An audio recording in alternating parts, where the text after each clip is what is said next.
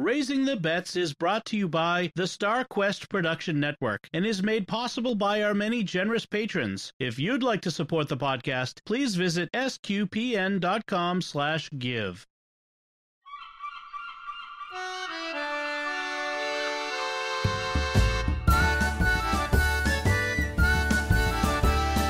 You're listening to Raising the Bets, a family podcast of pirates and penguins. We're a Catholic couple raising 5 kids outside of Boston. Join us as we share the joys and challenges of marriage, homeschool, and our adventures near and far as we make sense of the world and experience the best parts of our culture. I'm Don Bettinelli. And I'm Melanie Bettinelli. Happy Easter. Happy Easter. He has risen. Uh-huh. I'm tired.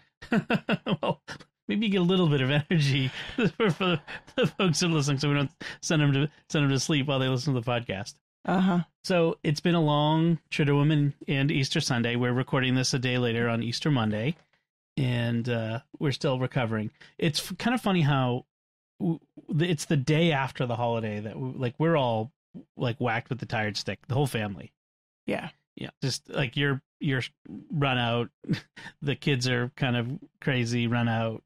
You know, I mean, everyone's happy for the holiday, but it was... Easter Monday is always like this here. Yeah. This is why I take Easter week off of school. Yeah. Because nobody gets anything done. Anyway. Well, it used to be that you get it like an Easter holiday. Right. People took Easter, like Monday, Easter Monday was a holiday.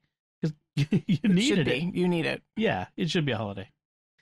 So let's talk a little bit about our Triduum and our Easter. So we started with Holy Thursday. So we live streamed all of the Triduum and Easter Masses from the Cathedral of the Holy Cross with Cardinal Sean on Catholic TV. Right. Which is good. So because it's a Catholic TV production and not, Father doing his best with a iPhone on on the altar, the production values are a bit higher. You have multiple camera angles. The sound is generally better. Although there's also the need to talk over some parts of the Mass, which yes. I find annoying. Yes, we talked about that. That's what I was going to bring up. Is the need to now it's a silent part of the Mass, so I'm going to talk about what we're seeing. We kind of know. Just have the silence, thank you. Yeah, or the hymn. Yeah. Or I could like to listen to the hymn and maybe even sing along. It's kind of hard to do when you're talking over it.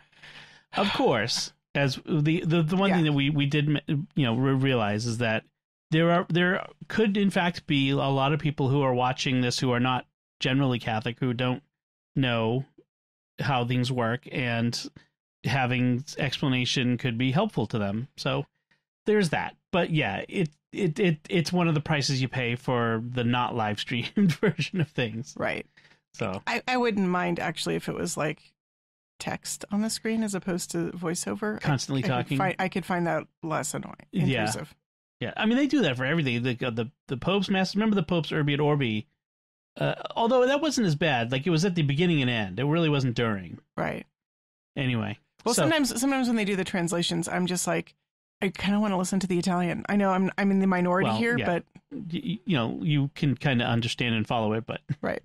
They didn't translate the Cardinal's Spanish. They did not, which was okay, which was fine with that. So that's what except for the readings, they did translate the readings that were in Spanish. Right. For the Yeah. Right. He did kind of give a synopsis of especially on the Vigil.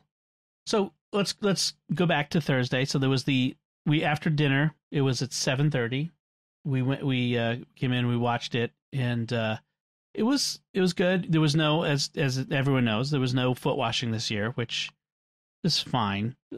I get the meaning and symbolism of the foot washing, the humility, the service. But gosh, it's become such a touchstone, or a flashpoint of controversy over the years that, frankly, it was nice to not have to deal with that online at all this year. The people complaining, "Oh, it should only be men. No, it should be open to everyone," and then the back and forth. So I'm just glad not to have to deal with that. Right. And then so that was Holy Thursday, which ended with a short procession to the tabernacle, which was different as opposed to procession to the altar of repose, but we at least got the Tantamergo. Yeah, that was nice. Yeah, I like the Tantamergo. Then Good Friday, where you made hot cross buns. Actually, I made the hot cross buns on Thursday, but we ate them on Friday. Yes. So there's that little bit of controversy. Should we be eating sweets on Good Friday? I am firmly in the category of it's tradition to eat hot cross buns on Friday. Because, well, one, it is a long-standing tradition. Goes back to, according to some accounts, the 1300s and St. Albans Monastery, which used to hand out buns on Good Friday, marked with a cross. But I think that some people think that, well, you're supposed to be fasting, so you shouldn't be having anything sweet. But it's not. I mean, if you're making your hot cross buns so they're sticky sweet, you're probably doing it wrong anyway. They shouldn't be that sweet. They're not like cinnamon rolls. No, it's like a mildly sweet bread. The only real sweet part of mine is the cross. The little frosting. Cross of icing. Yes. Yeah. But even that, I really think our salvation is sweet. At the Easter Vigil, we sing about the, happy fault of Adam. The antiphon for morning prayer on Good Friday talks about the sweetness, the joy of the cross. Right. It is joyful as well as sorrowful. As sorrowful as the event is, as sad as it is, there is that tinge of joy that comes from our salvation. That this is not meaningless death. That's the difference. That's a big difference. If this were a meaningless death, they just killed Jesus and now he's done. How sad it was. That would be tragic. That would be tragic. This is not tragic in that sense. This is victory. There's joy in amongst the tragedy and the suffering, and that's what this is about. In fact, I think most people, modern Catholics who fast on bread and water on Wednesdays and Fridays or whatever, they're not fasting on the right kind of bread. I think we've mentioned this before. Fasting bread used to be full of nuts and fruits, and it wasn't let's hurt ourselves. We're depriving ourselves of regular food, but we're having this fasting bread. And so you refrained. I think the kids had breakfast. I think Bella skipped lunch and just did breakfast and dinner. And then the hot cross bun was for after, which we had them after the Passion liturgy at 3. So yeah, I fasted until then. So I broke my fast with my hot cross bun. Right. I really think that, if you're fasting all day until you have a hot cross bun at 4:30 p.m., that's a pretty hardcore fast. Yeah, that's a pretty good fast. Now, if you're eating, 2 meals, 3 meals plus a hot cross bun for dessert, that's maybe a little bit less in the spirit of the day. I think dessert kind of violates the spirit of the fast. Right. Period. Yeah. That is taking it to the step too far. But it's a tradition that the kids really love and they look forward to every year, and it's fun. Yeah. Most years I make the hot cross buns on Good Friday, but this year I made them a day ahead of time. You were a baking whirlwind on the last 3 days of the week. This is why I'm so tired today. I did a lot of baking. You did, yeah. So we'll get into that in a bit. And of course, so there was the liturgy from the Cathedral of the Holy Cross, which again was weird because I've seen the liturgy, the Good Friday liturgy at the Cathedral, and it is full. There's throngs of people coming up to venerate the cross. Of course, it's Cathedral of the Holy Cross, and there is a relic of the true cross there, which we have venerated. And the relic of the true cross is embedded in the base of the cross, the big crucifix that people venerate. Yeah. So when you go up to venerate the cross, you're actually venerating the cross, which is really cool. Not just a cross, the cross. Right. I actually have to share a little story here. I was once in the presence of a relic of the true cross. Not besides this one. Besides this one, yeah. I haven't seen the one at the cathedral. I have, yeah. But when you were working for the Archdiocese, they were giving away to employees some of the goods from rectories and schools that had been closed. Right. We went to that closed church. So we got some crucifixes and we got a couple statues of Mary. And at that point we had a nursing baby, and I slipped into the back room to nurse the baby. And there, sitting on the table next to me where I was perched on this chair, was an altar stone. And it had been labeled very carefully in a little handwritten label, that the relic was, or actually, no, I had the certificate, and it was the relic in the altar stone was the true cross. Wow. I was like really stunned. That was really so cool. That would have been Ben, I guess? I think it was Sophie. No, it was because No, it was Sophie. Was it? Okay. Yeah, it was all right. Sophie. All right. Yeah, I guess. Yeah. Wow. That's cool. Yeah, relics are cool. So it was lacking those crowds, those immense crowds and all of that. It was beautiful and eerie. Yeah. Stark is the Which word. was kind of, I mean, for the Good Friday liturgy, that kind of felt appropriate. Yeah. Fitting. Not, I mean, yeah. Yeah. I mean, should have been the other way, but for what it was, it felt right. Then, and we venerated the cross during this ceremony. We took the crucifix off the office wall and everybody kissed it. Yeah.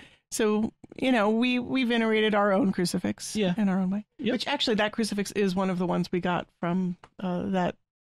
Right, from the it was a closed church that they were warehousing all of the goods from. I think the crucifixes there, I think, had been in rectories or schools. Yeah, yeah. Not from churches. Right. Yeah, there was a lot of stuff from rectories, a lot of old furniture. So, so that was Friday. And then, so for the vigil, who started the idea of dressing up? Was it Ben or Bella? Bella really wanted to dress up in her. She said, "Can we wear our Easter clothes? I really want to wear all my jewelry and my nice dress." And we had about 50-50 for the kids. Ben then wanted to put on his suit, so he had full suit and tie and shoes. Yes. He and Bella were both wearing shoes, which I was very impressed with because I was not wearing shoes. Sophie was in her black clothes that she was wearing all day. She put on a scarf though. She did. It was a black scarf. Yes. Anthony put on his blazer over his Star Wars t-shirt. Yeah, he was not. It was and Lucy put on her. Lucy put on her beautiful Easter dress. Yes. It was very pretty. Yeah. And then you and I got dressed. I put on a dress shirt, a tie, and my suit jacket. And I put on my dress and the shawl that my sister had crocheted for me. Yeah. Really pretty. Yes, looked very nice. And then we set up an altar in front of the TV with our icon of the risen Christ, and we had a candle. It's actually the icon of the harrowing of hell, which is my favorite. Oh, is okay? Yeah. Jesus pulling Adam and Eve out of the tombs. Right. It's really cool. Yes. And then we had a candle, and during the first part of the Mass, where all the lights are low in the church, we kept the lights low here. All the lights were off, and we just had the candle. And that took, they did the short version of the readings, and that took over an hour, that part. Yeah, they only did 4 of the Old Testament readings. But they had the music, which the music is beautiful from the Cathedral. Richard Clark does a great job. And they have like music that is really, I don't want to say professional, where you really can't sing along. But then they also pair it with chorus, like the refrain that you can sing along to. Yeah, what I really liked that, because like with the Kyrie, so the choir would do their really fancy Kyrie with all the notes that I can't possibly hit. Yes. And then they would repeat it in the very plain chant that but then the congregation could repeat. Right. So it was like 3 parts for each of the Kyrie eleison, Kyrie eleison, Christe eleison. Like each of those had 3 sung parts, which took longer, but it was really beautiful. Yes. And they did that with the Sanctus and the other sung parts. The Gloria. The Gloria. Yeah, the Sanctus, the Agnus Dei, And for the Psalms, they were singing the refrains in Spanish and in English. Yes. It was very bilingual, and the Cardinal, who is fluent in half a dozen languages, was switching back and forth, no problem. Right, because he was a bishop in the Virgin Islands. Yes, but right? When he first was ordained, he was pastor in leading a Spanish center in Washington, D.C. Right. Working with immigrants. So, yes. He has a PhD in Portuguese literature. I couldn't tell. Like, he was doing Portuguese and Spanish, I think. I think there were points that he was doing Portuguese. I don't know enough to know by hearing it off that bat. Usually I can sometimes tell the difference, but not always. Some of the words I can really tell the difference, but not always. Yeah. But so he was switching back and forth, and of course his homilies were great as always. The Cardinal is very pastoral and always fun. He's always got a good story to tell and little jokes and here and there, but he really draws you into what the message, and so he always does a great job. So that was beautiful. We had during the sprinkling with water, Melanie got the holy water and she doused us. I sprinkled everybody. Yes, sprinkle is like more like a downpour. I said it might have been a little enthusiastic. You were a little enthusiastic with the water, but that's okay.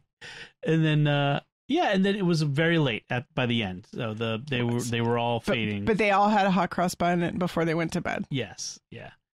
Some of our kids they fade quicker than others, and they had to get off to bed. But it was 9. So it started at 7:30. It was like 10? No, it was 9:30. I mean, it was like over by like 9:25. Okay, so it was just under 2 hours. Yeah.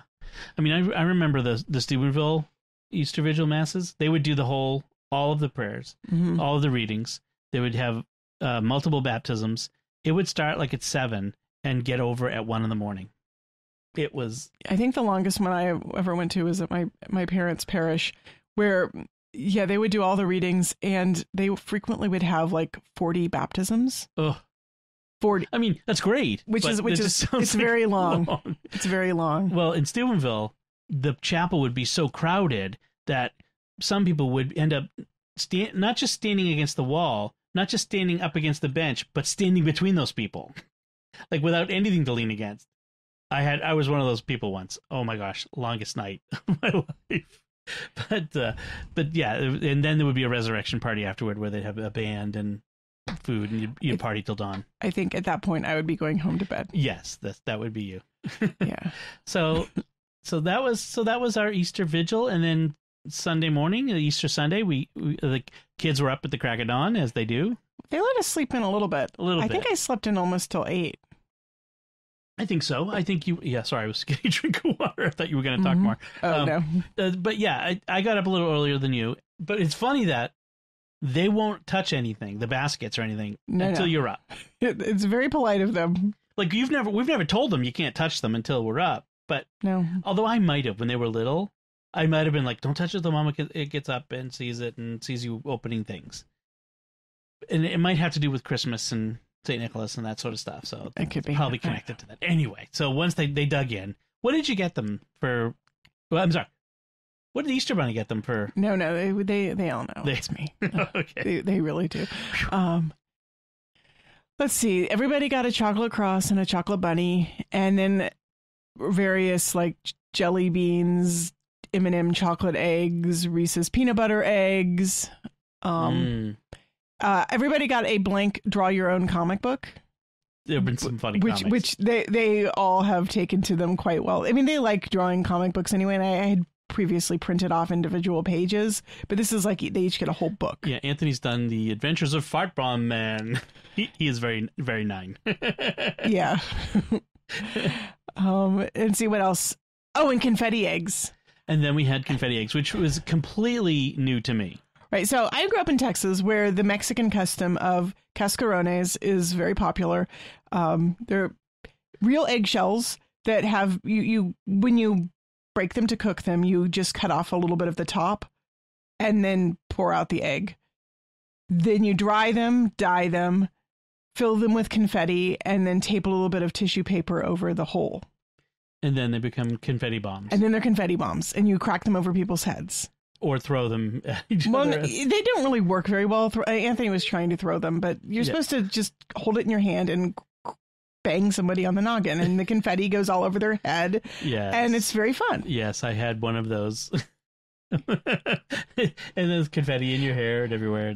Yeah. When I was a teen, I don't think we did it when we were really little, but we would do our own. We'd make several dozen of them and then crack them on each other's heads. But you found these ones in the store here? Yeah, they were at Walgreens. I don't even know. I don't know that anybody else was buying them. In fact, I might go back next time we need to go get milk and see if they still have any left. To buy them up?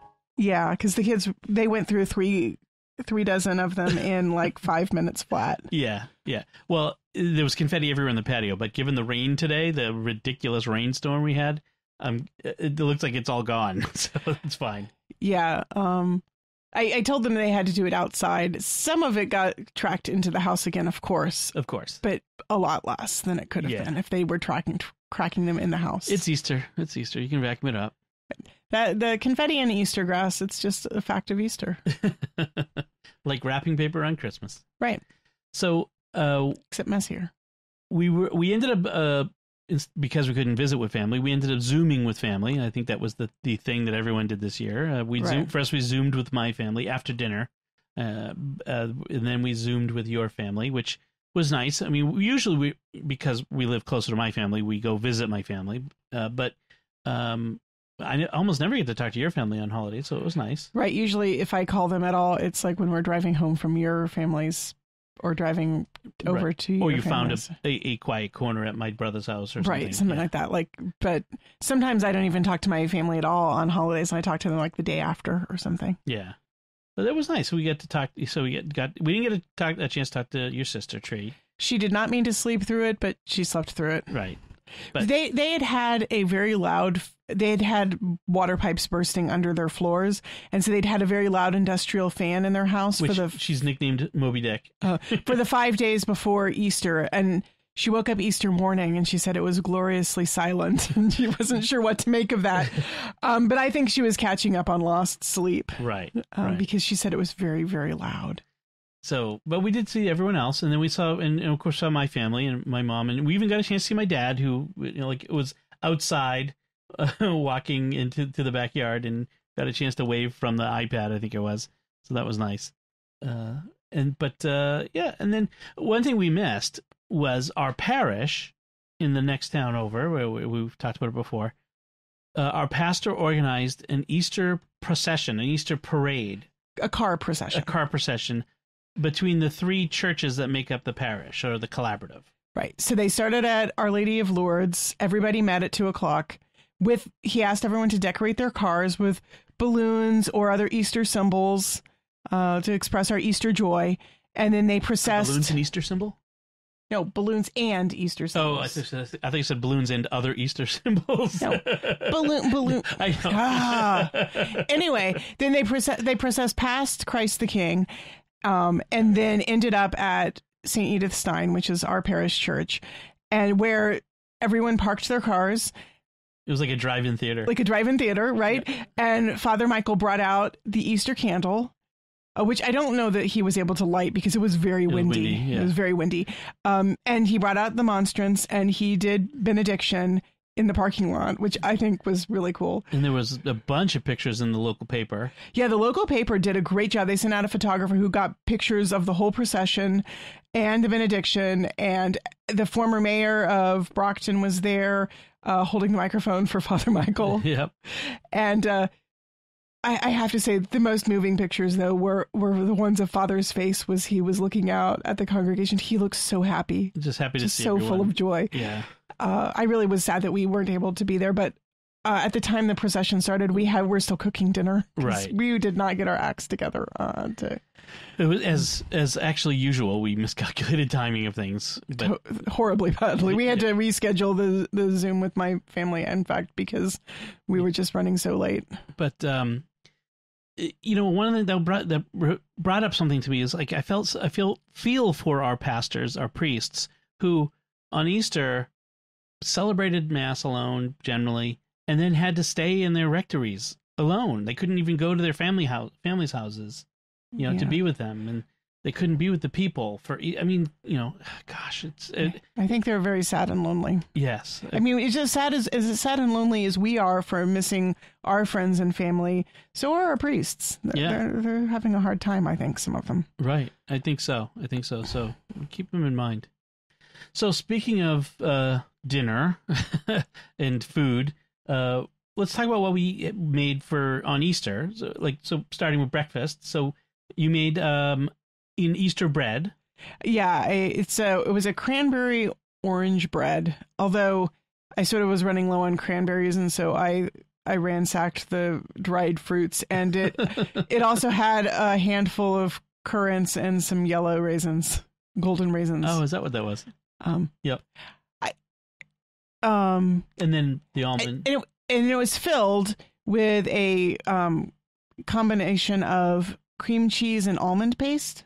Which made almond paste can be super sweet. Right. The cream cheese kind of makes it mellow. Yeah. And then it adds some nice protein because, Because you're eating sweetbread for breakfast. yes. And then I rolled it all up, and then I stuck the top full of almonds, so it was very crunchy and nutty.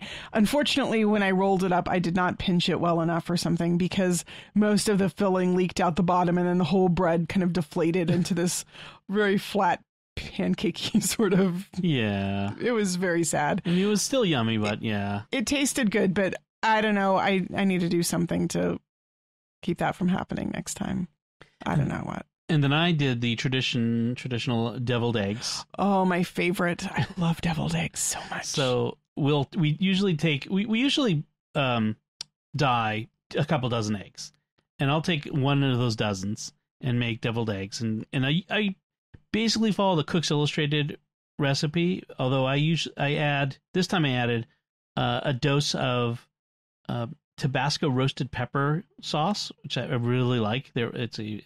It's very smokier, and I always sprinkle with paprika because deviled eggs need paprika on top. Deviled eggs and paprika, yes, absolutely. They go together, and those go like crazy. Like between you, me, and Bella, we just wiped them out. And Sophie, right? No, Bella doesn't like them. Really? You, me, and Sophie. That's it. Okay, all right. Bella doesn't like yolks. Bella does not like egg yolks, so deviled eggs are right out. Yes, that's true. But Sophie loves them. In fact, Sophie loves yolks. Right. It's just the three of us. That's true. The boys won't touch them, and Lucy's allergic to eggs. So fine by me. More for me. More for us. So that was breakfast. Yeah. Which had to hold us for quite a while because we were making. So let's talk with we grilled because the weather permitted it this year, which was nice.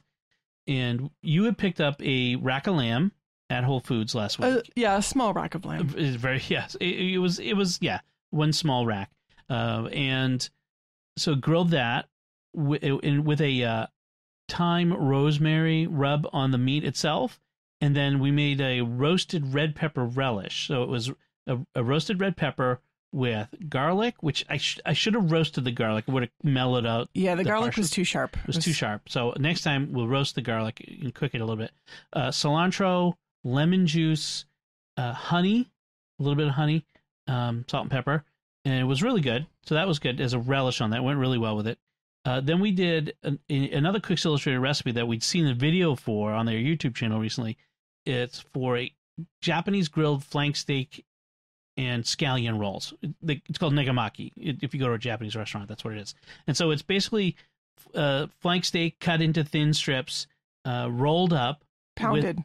Pounded flat and then rolled up with scallions in it, and then grilled with a glaze, a soy sauce based glaze, and then cut into like sushi rolls, size rolls. That was good. Next time I'm gonna pound it a little thinner because it was a little tough. It was a little chewy. So they were a little overdone, I think, too, because I was trying to manage the lamb and the rolls at the same time. Right. So I don't often cook two different things with two different timings.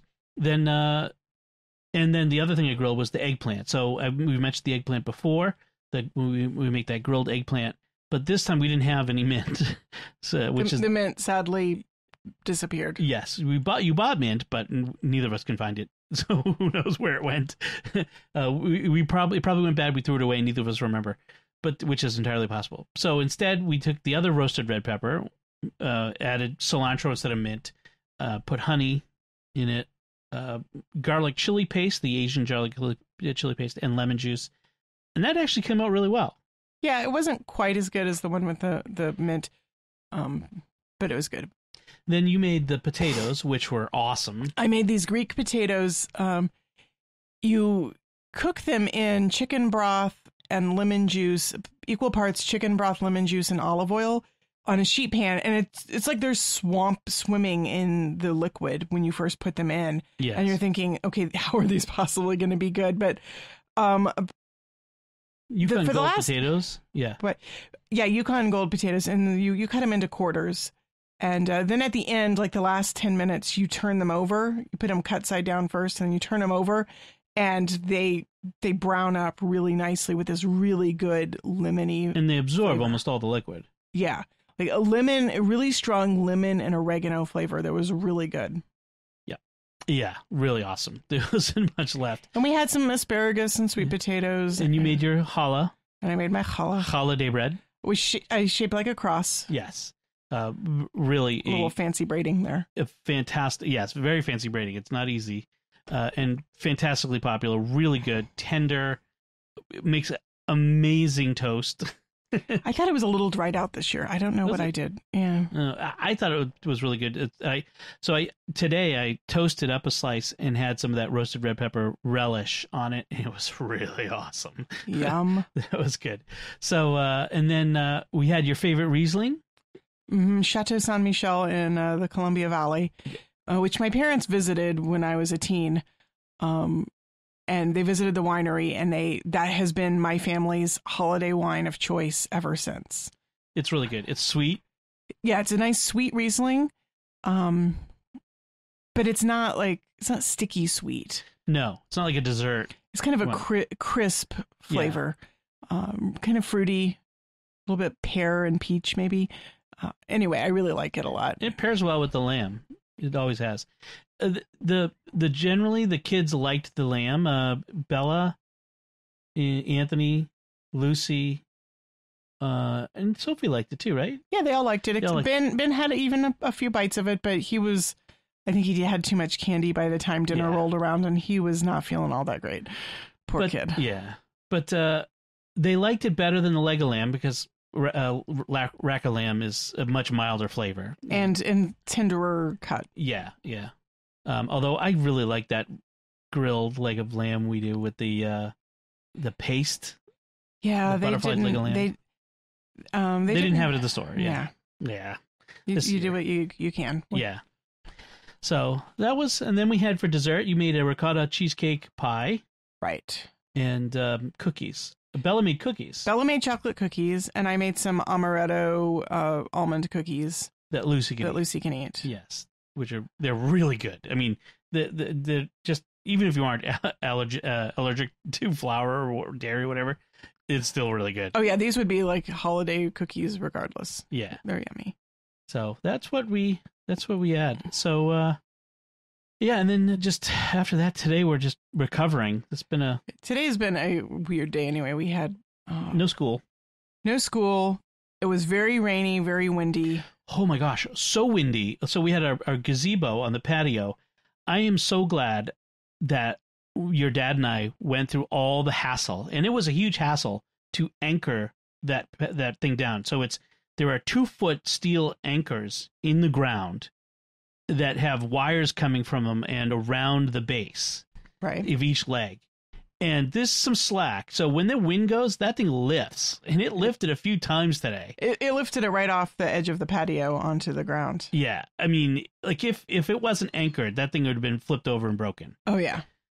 So it's not the first time it's been shifted by the wind. Usually it's during a hurricane. And they were saying today is 65, 70 mile an hour winds and massive amounts of rain. At times it was coming down really good.